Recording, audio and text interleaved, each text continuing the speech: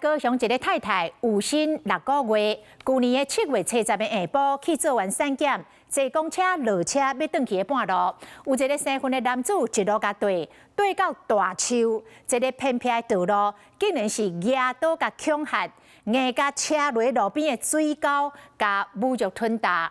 是当时拄好有一对翁仔某过路看到，大声甲喊，伊才被咧弄。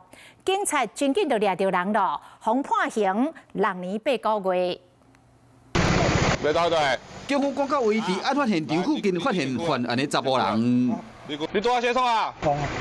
你有啥物对人安尼？无。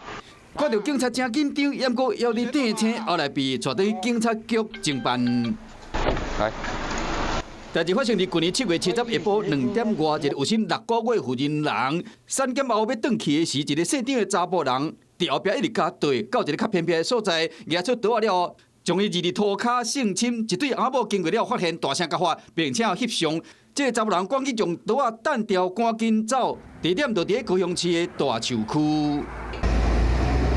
被害负责人日时坐公车转去行路时，和这个查甫人杀入路边的水沟啊性侵这个所在，无啥物过路人，也过车真济，是讲这个案件和附近的乡亲感觉奇怪，嘛着惊。